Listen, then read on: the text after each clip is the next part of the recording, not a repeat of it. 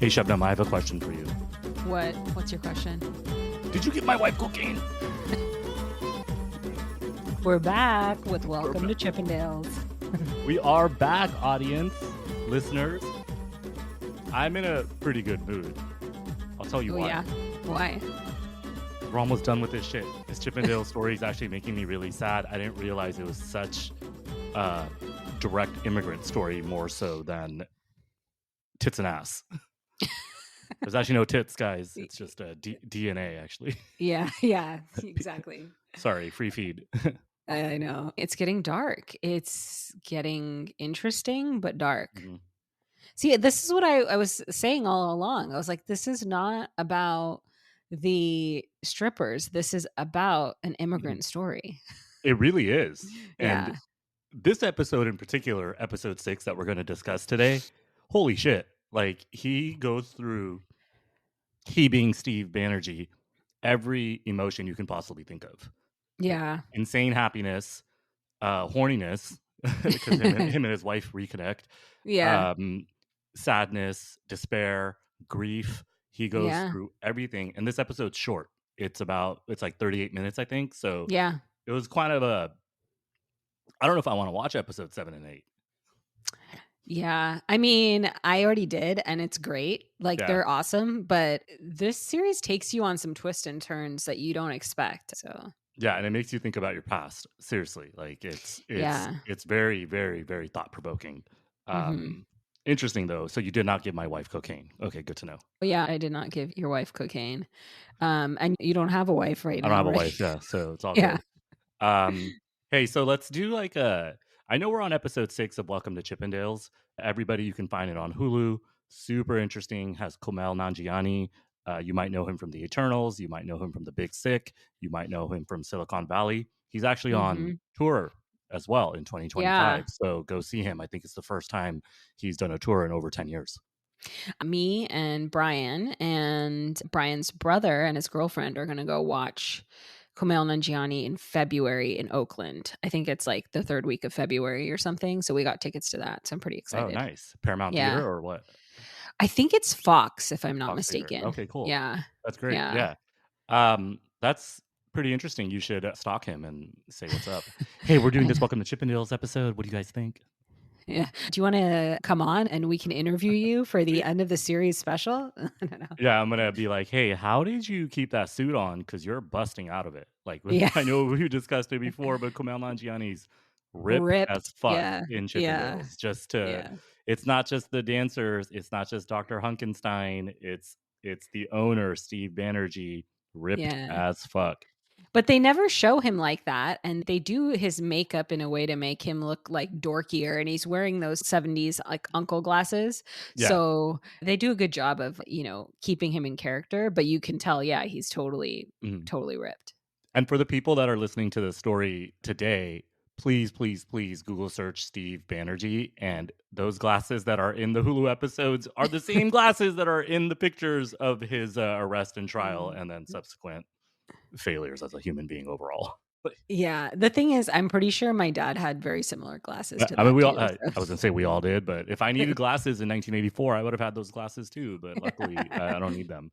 But yeah, my dad has these massive glasses. I'm gonna tell a dad story right now. We're gonna do Uncle Chronicles on the paid feed. Here's a little snippet.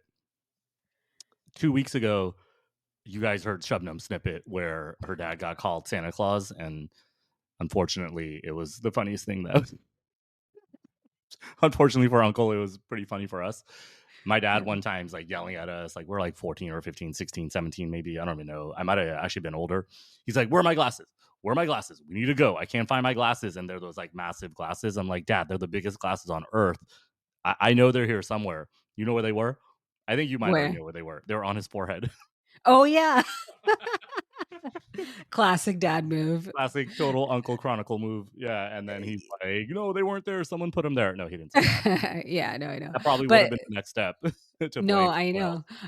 But like we make fun of that, but I've done that with my phone before. Like, where's my phone? Where's my phone? I'm listening to a podcast on my phone. I set it on the table. It's playing from there and I'm looking for my phone.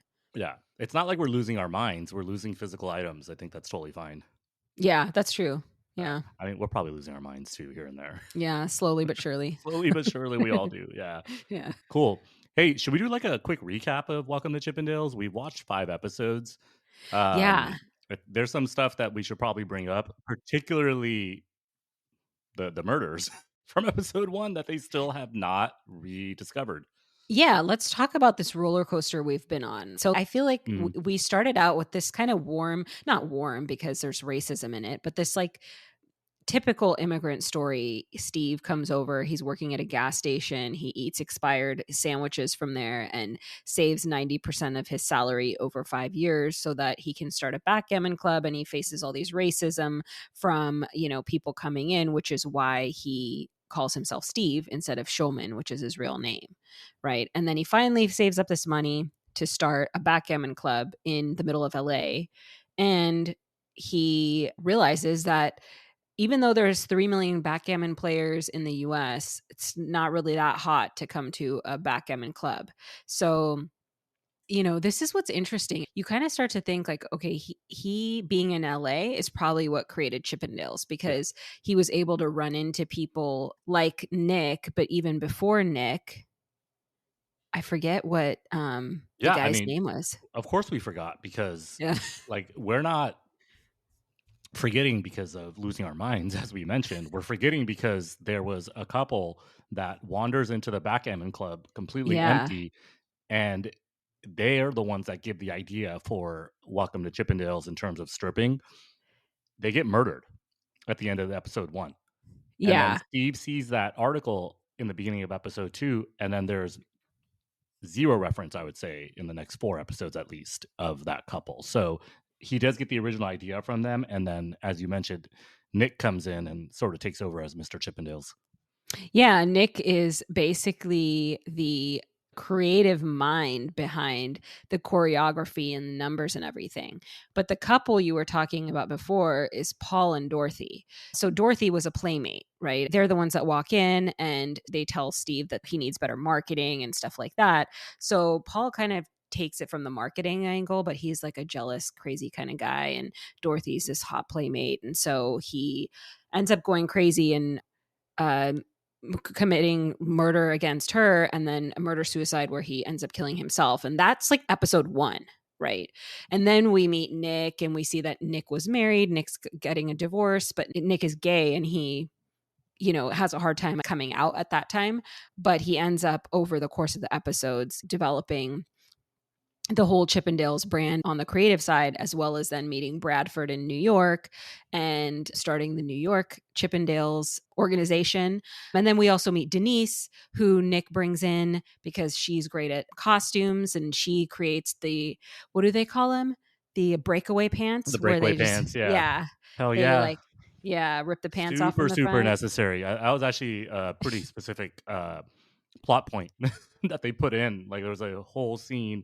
Denise grabs a male stripper, and while he's in an act of service with a woman, Yeah. and she's like, "Come here, I need you." And then he puts the breakaway pants on, and then you see the success starting to form of the actual Chippendales club. And Steve Banerjee is like taking it all in, but he's in the episodes 1 through 5. He's a hindrance. He's not Yeah. anything. He's fucking up every step of the way. And the characters that he has hired to run the club, they're actually way better than him. Like they Yeah. actually want to make sure the club's successful, and Steve only cares about his persona, about what people think about him. And it kind of all comes to a culmination in this episode 6 that we're going to discuss today. It's kind of crazy. Yeah. Yeah, and then we kind of see Steve evolve into somebody that's going crazy as well, like you mentioned. Yeah, he's So, like a bad man, right? Like I yeah, kept thinking he murdered those people because it still hasn't come up. And honestly, you watched episode 7 and 8, so let's not spoil it. But yeah, as of episode 6, he has still not been revealed as the murderer. And I'm not saying he is the murderer, but that's what makes this watch a little bit more intriguing. yeah, We still yeah. don't That's know. true. Yeah. Yeah, but we know from articles that the initial, like, we know from the world, not from Mhm. the show. But It's we, literally Chippendale's murder, yeah, which there's a documentary about. There's an entire podcast about it. So Chippendales, eh, recurring theme on all the episodes that we watch, not just Chippendales, is the murder actually integral in the story of Chippendales, or is Hulu, Netflix, whatever station or streaming service that produces these shows, are they just trying to tie it in because they Yeah. know people listen or watch if there's more murder mentions? So that's just something I still don't understand. But yes, all the articles I read start with those murders. But in this Hulu series, it really is the immigrant story that we referred to in the beginning of the episode. Yeah. That's right. So should we get into this one? Let's go. All right. So we open this episode with this dance number from the men with there's towels around them and like they got out of the shower. Well, Just, I will say in this opening scene, it's the first time that we see clear ass. Like straight yeah. up two cheeks of a man. I'm cool with it. We all have one, so it didn't really bother me. But I thought he was going to turn around with full frontal nudity, and no, there was a banana hammock that was Yeah. skin colored, tan colored, so it still looked super nude on It Hulu, was and I was like, bedazzled.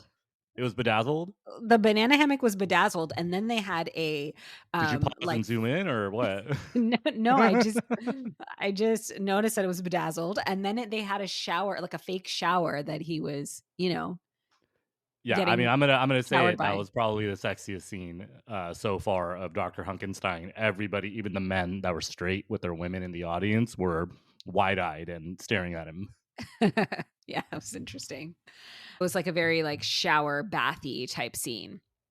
But anyways, so the crowd cheers because they're like loving this number. And then Nick is just walking around chatting with people, enjoying his success. And all of a sudden, out of nowhere, Steve sneaks up on him and says in front of people, "Well done, keep it up. And I might have to give you a pay raise." And they have like this super awkward passive aggressive exchange of Steve wanting Nick to introduce him as like the mastermind of Chippendales. And Nick wants him to like buzz off and Go away, yeah. yeah, and just go away. And it's just like, it's really awkward. So Steve goes, "Why don't you introduce me?" And he goes, "I know what I'd introduce you as." And then he's like, "Yeah, what would you introduce me as?" And it's just like a passive aggressive exchange. It's super crazy. And they're But they're in front of Calvin Klein. He's like, "Oh, I love your work," and then Calvin Klein, of course, he's there with a model. They're in yeah, the VIP section. That gets Steve into a lot of trouble at the end of the episode, yeah, but he turns to the model and he's like, "I really like it when you wear Calvin Klein jeans. Like, you look incredible when you wear them for whatever Calvin Klein designs and you put them on." Like he's very matter of fact. So he doesn't have a lot of conversation skills. Obviously, they're trying to show that what he's saying is what he sees. There's never any sort of understanding that, you probably just don't walk up to a woman and be like, "You're super hot because what Calvin Klein designs, you wear it, and then men look at you and then you're hot." And that's kind of what he's trying to say. And yeah. and then Nick is like, "Take a step back, Steve." Like, chill out. Yeah, we can get more into it in later in the episode, but Desis are supposed to be like this model minority that tends to be, especially in the US, really educated, right? And you kind of feel from Steve, and especially some things that happen later in the episode, like maybe he's not that savvy or as educated as Mhm. typically what the American South Asian immigrant, the stereotype of them is. And they were coming here in the 70s by waves. Yeah. I don't think that stereotype was fully formed yet in the Mhm. early 80s when this is going on. Yeah. Like, Apple started in 1976, HP started in like 1975, Yeah. Cisco started in like 1992, right? Which is where every Desi person in the Bay Area ever worked. Yeah. So I don't think tech and all this stuff was formed quite yet. I don't know about the East Coast. So you're totally correct. The stereotype today is, yes, of course, like Yeah. CEO of Microsoft, CEO of Alphabet, which owns Google, Yeah. all South Asian. CEO of OnlyFans, I think, is a female Indian as well. But We that's gotta kind of we gotta interesting. interview her. No, I mean, yeah, I will say I work in mobile apps, but that's why I know this. You can create an OnlyFans account in India and follow OnlyFans people, but you can't actually be an OnlyFans person. Like, you can't be You can't be a what creator. do they call it? A creator. Yeah, they can't. You Yeah. can't have your own OnlyFans. But you can be a horny dude and follow, That's which is of crazy. course like the most Yeah, That's misogynistic. probably that's probably because it's regulation of India, right? It's probably Yeah, it's like a an Indian legal restriction. regulation. Yeah. Yeah, of course. Yeah. Yeah, I think. So after this whole exchange between Nick and Steve, Nick goes to Bradford and starts venting to him about Steve and how Steve came into the VIP area. And then Bradford's like, I know he did that once before. And Valerie Bertinelli was there and he was so awkward and annoying. And I was like, this is hilarious that they're Yeah. like talking about him Well, like she that. was super And famous for sure in the 70s and yeah. 80s, and I think she's still alive actually, but she was on so many sitcoms that I watched growing up. Yeah, she is, yeah. Actually, I was gonna say she's on Baking Championship, but that's Marie Osmond, so that's the wrong person.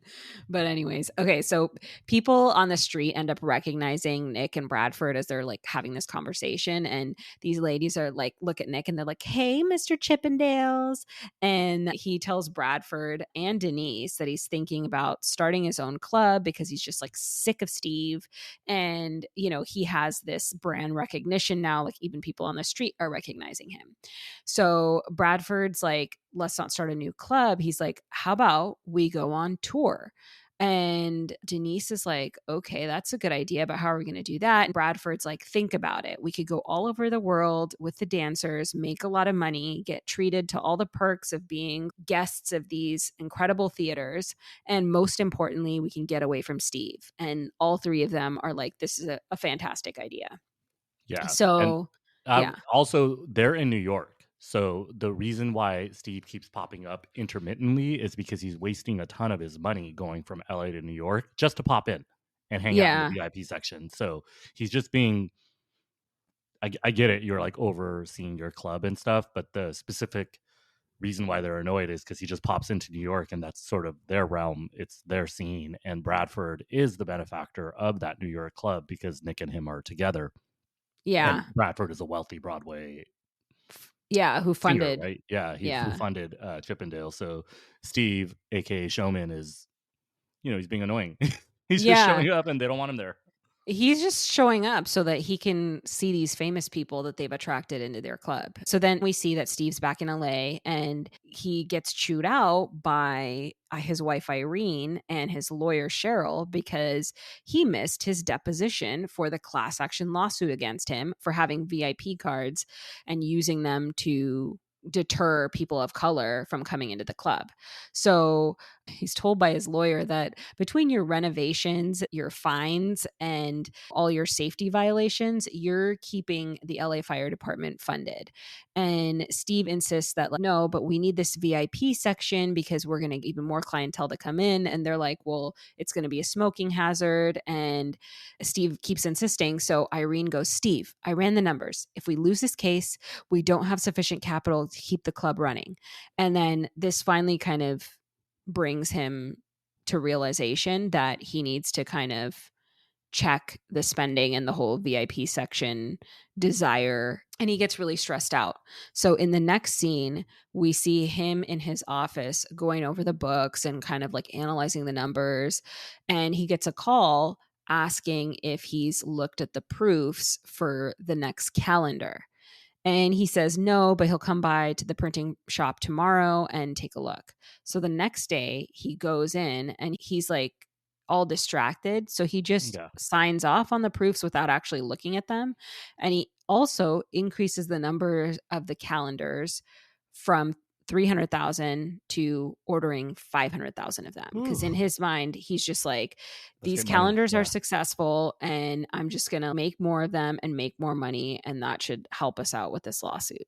And he also starts drinking during this Yeah. time because he's not drinking in the previous episodes and he's certainly not doing cocaine as they keep Yeah. yelling out, but he's drinking alone in his office at the club when he gets that phone call from the printing press, and Mm-hmm. he's going down a rabbit hole, and it's unfortunate. It's not unfortunate because he's doing this to himself, but it was kind of interesting that I think they're trying to show that he's like becoming an alcoholic behind the scenes, but nobody Yeah. realizes that he's drinking. Yeah. Yeah. That's true. So the next day, we see that Nick's flown in from New York, and we see that him and Steve have lunch in LA. and he's trying to sell Steve on the idea of the tour. So Nick tells Steve, you don't have to do anything, just sit back and get half the money. Steve said, we could do this globally. And Nick says, Steve, even in India, talk about a homecoming. And Steve just like loves the idea. Come on. Come on. Really? When I saw that, I was like, dude, this guy is pandering. He's Yeah. gaslighting. There's no fucking way a male review would tour in India. Like maybe they have it like underground. Of course they do. There's 1.3 Yeah. billion Indians, but holy shit, back then, can you imagine? Can you imagine? That would be crazy. And then the fact that like Steve gets excited about it and Yeah. he's like actually like maybe it's like, are you out of your mind? They But can't even clearly he kiss. probably They was. don't even Yeah. peck on the lips. I guess maybe Yeah. they do now in Yeah. 2025, but back Yeah. then, the Indian movies that I watched as a kid, hell no. Like, yeah, you're Yeah. not kissing shit. Yeah. I mean, remember Capiche was telling us even now it's weird to see people kissing in public, That's right? right. Yeah, we Yeah. interviewed somebody from Welcome to Platteville, which is a Yeah. reality show on TLC, and he was a side character, and he came on, and he grew up in India, and we were asking him pretty uncomfortable questions about his dating life, and he's like, I don't have a dating life. So, Yeah. Yeah. sorry, Capiche, not like that, but yeah, it's pretty taboo. Yeah. Yeah. Check out that one, Capiche Moria, and our interview with him. But so continuing on with this story. So Steve ends up loving this idea. He's like all on board once he hears, tour globally. He doesn't have to do anything and maybe it could end up in India. So Nick says, okay, who's your lawyer? And Steve says, why? And Nick says, to draw up some paperwork and send it over. So Steve says, who need lawyers? I spend more than enough on legal fees. And then Nick laughs and is kind of like looking at him like, are you sure? And he's like, let's see if I can remember my legal jargon. And he starts writing a contract on a napkin, and he's like, Banerjee, and he's like, 1N, right? And Steve says, just read it off your paychecks. Just like he's such a douchebag. Such a douchebag. Like it's not even. This isn't even a South Asian Desi thing anymore. It's just a flawed character that just Yeah. needs to retain power. But he's like, read it off your paycheck, and then Nick ends up writing this like very loosely worded contract where it says 50-50, but it says in Yeah, well, perpetuity. So like, I don't yeah. know. So it says, I, Steve Banerjee, hereby grant Dick. Sorry. Yeah, he grants a lot of dick. I, Steve Banerjee, hereby grant Nick Denoya Chippendales touring rights in perpetuity. It's insane. Like I just Yeah. wrote his entire business away on And a then napkin.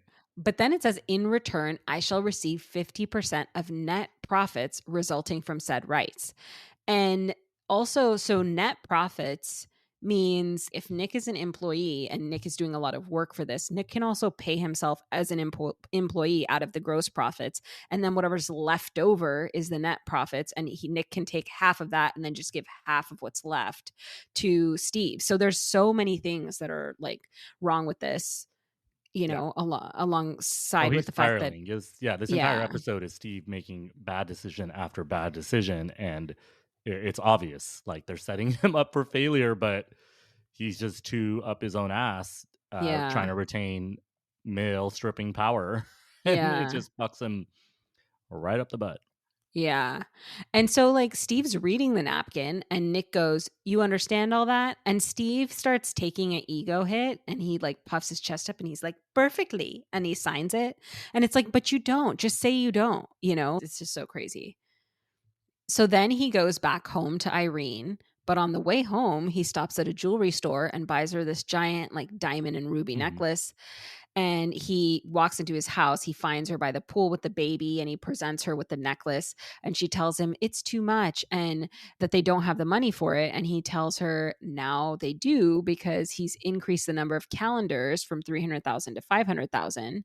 And he struck a deal with Nick on a touring company. And she tells him, you have to stop doing things without telling me. And he says, the numbers work. And she's like, the numbers work. And like she softens and she still tells him that she wants to return the necklace because it's too much and it's not her. And he says she deserves it and she's a Hollywood accountant. And you can tell she still wants to believe him.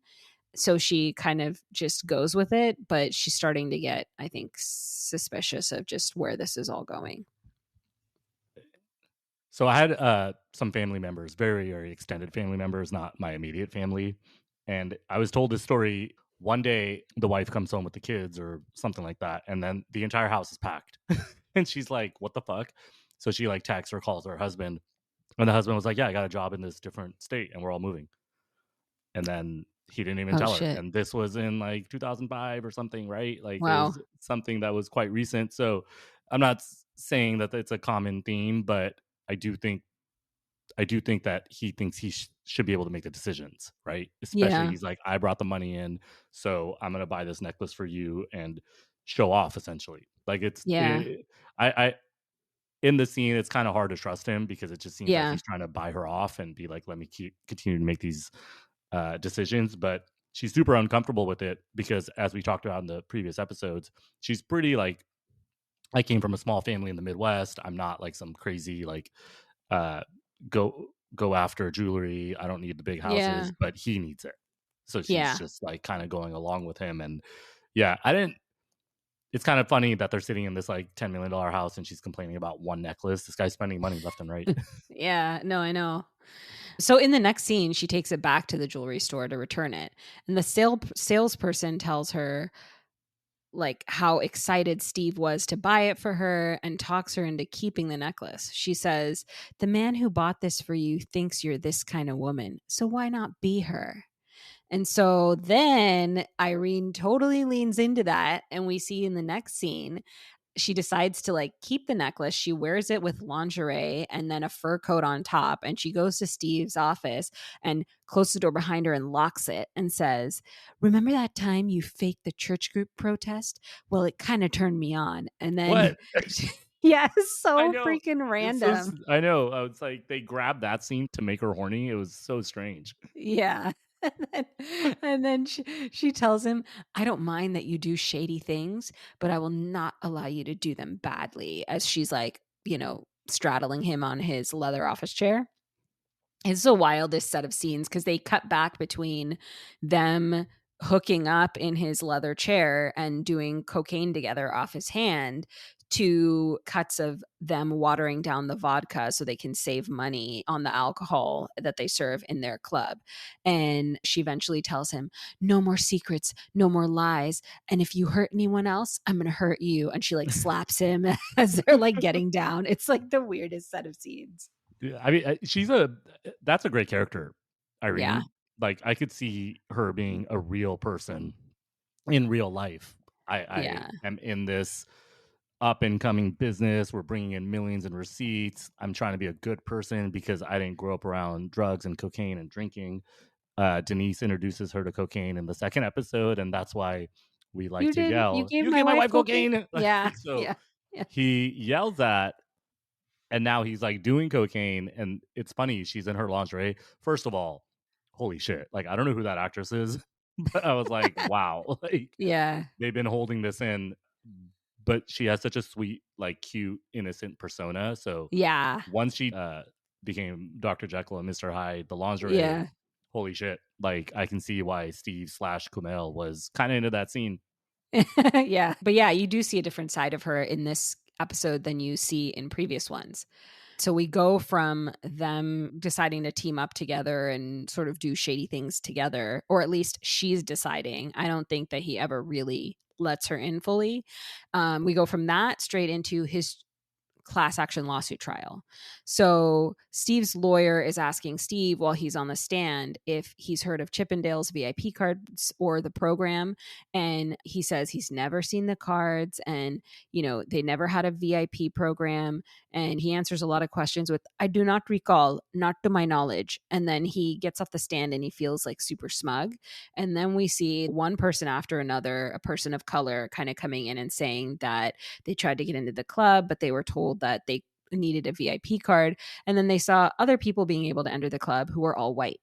And then to top it all off, we see Carl, the bouncer, he gets on the stand and points a finger at Steve as well. And that's sort of the nail in the coffin. And Chippendales is found guilty of the class action lawsuit.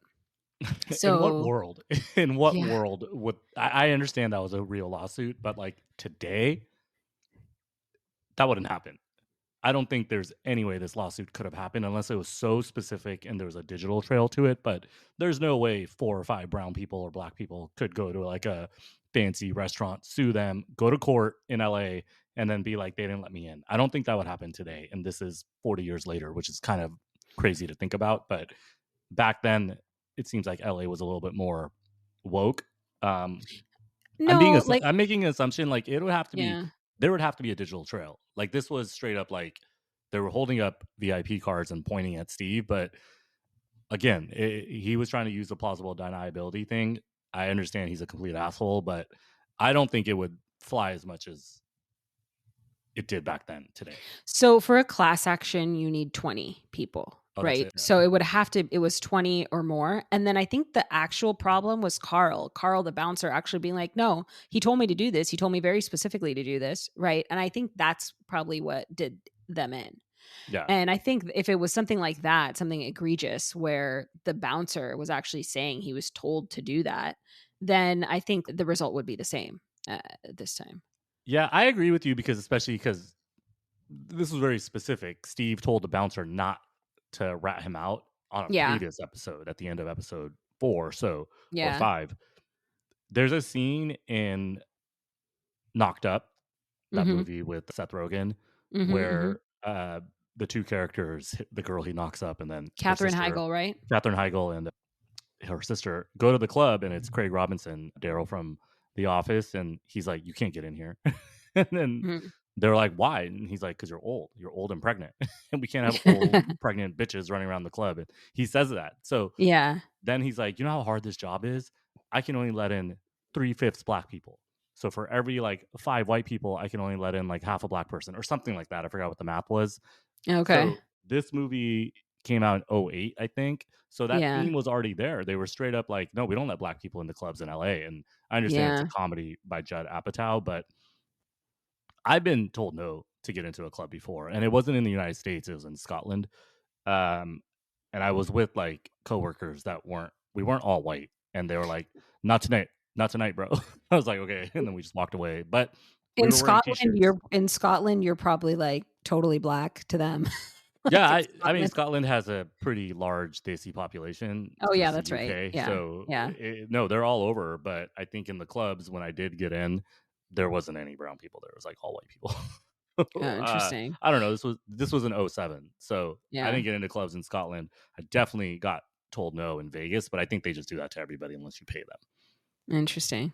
Hmm. Very interesting. So after the trial, as they're walking out, Steve asks Cheryl, his lawyer, like, hey, can we appeal? But his lawyer's like, there's nothing to appeal here, and advises him and Irene to file for bankruptcy. And Steve obviously has like way too much pride and ego and he doesn't want to do it. But Irene's like, I don't think we have a choice. So then Steve asks Cheryl, if we file for bankruptcy, will people know? And Cheryl says yes, because filing for bankruptcy is part of the public record and the press will probably pick it up. So then Steve starts freaking out and he like basically goes to Irene. He's like begging her. He's like, can we please just not file until after the calendars are out? And Irene agrees that they'll wait so that it doesn't affect the sale of the calendars.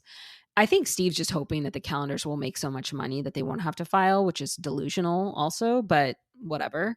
And then he's super stressed out. He's goes into his office, gets another drink, sits down with the mail, checks the mail, and he sees that, hey, he's got over $67,000 check from Nick from the tour. And Steve and Irene are like super relieved. They're like, okay, this is going to help. And the next morning, they also receive the shipment of the calendar. So they start kind of like feeling more hopeful and they're all like really excited. And Steve has a bunch of boxes there. He invites the dancers to come and celebrate as they all like take a look and open them together. And then one of the dancers is like, hey, how come every month has 31 days? And Steve's like, what are you talking about? And they see that the calendars are printed wrong. There's 31 days in every month. And then they like start frantically running around. They're like, is this how all the calendars are? And they check all the boxes. And Steve realizes that he didn't check the proofs and every single month has 31 days and all 500,000 calendars are printed like this. He calls a print shop to double check if they haven't printed any to stop the presses, but no, they printed all of them and they're all wrong. A total And then fuck up. yeah. And he gets this flashback in his mind of like his dad telling him in the printing press in India, the first rule is you always check the proofs. And then he sits down totally dejected and he turns to Irene and he's like, I think we need to file. And that's when they decide to file. So after that, Steve goes to work and he puts on this brave fake face. And Ray comes into his office asking about the bankruptcy and what it means and, you know, how he's seen an article about it and it sounds really serious. And Steve's like, oh, no, don't worry about that. It's just, you know, people don't understand bankruptcy. And he basically falsely reassures Ray and they kind of move on from that. And he also sees that he gets another check from Nick for $91,000. So he's like, okay, the tour is going good. So he also, though, starts getting suspicious about how much the tour is actually making and if he's being paid enough and the right amount. So he has Ray kind of go do some recon, and Ray calls and tells him from one of the shows that there was 2,000 ladies at the show. And he tells Steve that he thinks Nick played Steve and that this is probably even bigger than Nick says, which Ray's such a little bitch. Like Ray's always stirring the pot, you know? Second time he's done this. But in this instance, if this is real, then of course Ray was right. And $91,000 plus $67,000, they were like, this still cannot solve our financial issues. But then you're right. If the club is as packed as he says it is, and then Ray also says there's a tour schedule and every single night it's basically sold out all over the United States. So Steve starts to get abroad. And abroad. But Steve's a fucking idiot, right? Like he's signing away Chippendales rights. He's ordering $500,000 calendar, 500,000 calendars with the wrong dates. He's going bankrupt. He's not letting black and brown people in. Yeah. Like, he's just such an idiot. And I think it goes to your point where, yes, like, of course you can be South Asian and you can come to this country and be successful like he is, but it doesn't mean you're smart. Yeah. He's like just a complete fucking dumbass. And hey, sex sells, right? And he figured that out. So it's not like he did anything else. Nick did all the other work. Denise did the costumes, and Irene did all the club promotions and accounting. So Steve, all he did was fuck shit up. Yeah. So then we see Steve venting about the tour to Irene. And, you know, he says, we don't have access to the accounts. And she says, the contract will give you access to the accounts. And he says, there's no contract. It's just a silly little napkin. And she's like, a napkin? And he's like, yeah, we were at the House of Pies and we did it on a silly little napkin. And she says, you didn't have Cheryl look at it? And he says, I did not feel that it was necessary. But it's fine. It's just a silly little napkin. It's not a real contract. And then the next day, we see him taking the photocopy of the napkin to Cheryl. And she says, this is 100% a real contract. Toilet paper, pizza box, ticket stub, as long as it's in writing, it's a contract. I know. It's so stupid. Yeah. And so Irene asks her for how long, when does it expire? And Cheryl says, oh, honey. And she hands the photocopy over to Irene, and Irene looks at it and then looks at Steve and she says, in perpetuity? You signed in perpetuity? And Steve is stunned. And Irene says to him, you don't know what that means, do you? And he doesn't really know what that means. So then we see Steve going straight to Ray, his number one yes man, to complain about Nick again. And he says, he tricked me. He used a word he knew I wouldn't know. Do you know that word? And Ray's like fixing a sink and he looks up from that. He's like, no. I don't know it. Yeah. And Steve says, and now he controls my touring rights forever. That's what in perpetuity means. It means forever. And and then like fucking up left and right, just like yelling at random people. And Ray's like, man, you're so dumb. But Ray knows that Ray's like the handyman that also burned the competing club in the previous episode. The so electric tomato or something. Electric tomato or electric bugaloo, or I forgot what it was called. But yeah, Ray's a little bitch. Yeah. And so Ray's like, that's fucked up, yo. Like, super fucked up. Like, really fucked up. Like, that's what his Yeah. response is. It's just like, okay, whatever. So then we see how Steve has gotten Ray and God knows who else to do all kinds of surveillance on the Mhm. Chippendales tour, because he has like tour dates and then he has all these like black and white pictures from the inside, which, obviously this is still, I think, the 80s. Mhm. So you had to actually have someone physically go there to get all that stuff. And he's like flipping through all these like surveillance photos. And then Ray walks in and tells him there's a call for him on line 3. Right. So Uh-oh. he answers it, and it's his mom from India. And she says, "Male stripping?" And she's basically getting mad at him because her friend visited the US to visit her granddaughter and saw an article about Chippendales and then gave it to Steve's mom. And she tells Steve, "You told me Chippendales was a backgammon club." And Steve tells her it was. And she reads the article to him and tears him down as she's reading it. And she's like, "It's a male stripping club and highly disreputable one at that. Criminality, financial chicanery, all manners of corruption, safety violations, conflict with the fire department, lawsuits." And he says, "What do you want me to say?" And she says, "Tell me it's all a lie." And he says, "It's not." And he like basically concedes to her that he's brought shame on the family and the only saving grace is that his dad died before he could see it. And then he asks his mom, "Anything else?" And she says, "What else is there to say? You can't be my son. You were a failure here in India, and now you're a failure there in America, too. I'm hanging up now." And she hangs up, and then Steve slams the phone on his end, and he says, like to no one, "I'm not a failure. You're a failure." Yeah. And this is where I'm like, there's something going on there. He clearly like screwed up there, and Mhm. that's why he left, you know?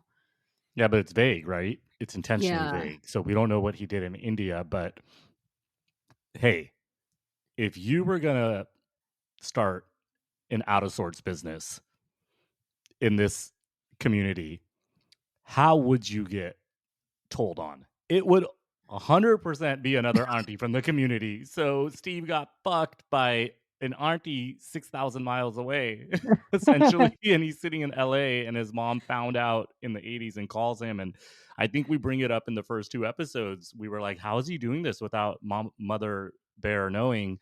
Yeah. And she fucking finds out, auntie finds out. And that is exactly how a conversation would go. If you were doing something so Yeah. shady and egregious that your parents in the South Asian culture will not Approve of? support, Yeah. yes, that's exactly how it would go. You would say, shit, I'm caught. What do you want me to say? At least dad's not here because he's dead. And she's like, yeah, you're right. I'm hanging up, you fucking bastard. And that's exactly how Yeah. it went. And there's no conversation to be had, right? Like, what could he Yeah. possibly say? Because she's already not into the money aspect of it. So, yeah, he fucked up. He lost his dad. Now he lost his mom. Yeah. It's pretty crazy. But you're right. That auntie network, man, that'll bust you every time. Auntie Chronicle is always going to get you. And if it Yeah. wasn't an auntie, it's going to be the auntie's daughter, right? It's going to be somebody that's so far up her own mom's butt that she's going Yeah. to go tell mom, mom's going to go tell auntie, auntie's going to go tell Showman. And I don't know. Yeah. I'm trying to think like if I ever got caught. I didn't get caught, but like one time my mom was like, why are you telling everyone you're divorced? And I'm like, well, they're going to find out anyways. Like, what do you want? Yeah. What sort of like, I don't know who I'm hiding this from. Like half the fucking community is divorced anyways at this point. So Yeah. hey, shout out all you divorce listeners. Yeah. And okay, I'm gonna say this. I don't have a story of me getting caught because Yeah, you I haven't don't done get shit. caught. Um, Okay. but I do have stories of other people getting caught, Mhm. and we'll save those for the paid feed. Yeah. Oh, we have some stories. So, hey, everybody, I do want to put out there that we have started our paid feed in January. We have a Netflix documentary called Indrani Mukherjee, The Buried Truth.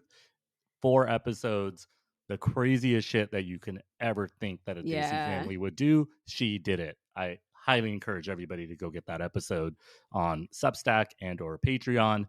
But yes, coming in February or maybe end of January, we will have an episode where Shabnam and I discuss very, very, very sordid details from our past Without names, though, right? Of course. Yeah, of course, of course. And, we're always talking about people that we know, not ourselves, right? So Yeah, and we want to thank Showman and his mom for giving us that idea because that motherfucker got caught on Hulu, and yeah. we're about to do this in real life. Do you think this is a good idea? Oh, we'll find out, I guess. Yeah, that was a pretty good episode. He fucked up every step of the Yeah. way, and they've set him up for some extremely tough failures coming, I think, in episode 7 and 8. Yeah, the crazy part about right at the end is you kinda see him start breaking down after Mm, this conversation, but then Ray walks in on him to just say some bullshit, and he, wraps it up and, totally hides it, and you see him, forge forward with his rage and arrogance into whatever craziness he's gonna yeah, do in the next 2 episodes, rather than breaking down, which, I mean, that's also, a commentary on just men and emotions and patriarchy and South Asian men of that time and, men generally of that time. So it'll be yeah. interesting to see where he goes from here. And they got to keep it hidden, right? He can't just say, "Hey, Ray, my mom called me and I got caught. I'm in Yeah. trouble." Like he couldn't say it, so he's too proud. But yeah, Yeah. I wish nothing but the worst for Steve Banerjee. He seems like a terrible dude. Also, he's dead in real Yeah. life, so I think everybody's well aware. But yeah, great episode. We got Yeah. 2 left. Everybody, please follow us on Instagram. Please follow us on Facebook. Follow us on Blue Sky. You can And always email TikTok. us at chaiafterdark@chaiafterdark.com. Our TikTok is great. We are going to be discussing a little bit more open-ended issues, I'd say. Yeah. So there's a comedy series coming that Shubnam and I are going to develop, and let's just say there's a lot to talk about in this world. So stay Yeah. tuned for that as well. Yeah. Should we jingle out of here, or what do you think? Yeah. Let's jingle out of here. All right. As always, everybody like, share, subscribe. Thank you so much. Stay tuned for a lot more. Well, yeah, we're Chai After Dark everywhere, and follow us, listen, rate us, give us 5 stars everywhere. Write us a nice note. We love that. We just want to know what you think. We'll catch you later. And this jingle is going to be used for the next Indian Mail review. Chippendales. Because, hey, like Nick said, India is where the next homecoming's going to be. So Yeah, I like it. let's go.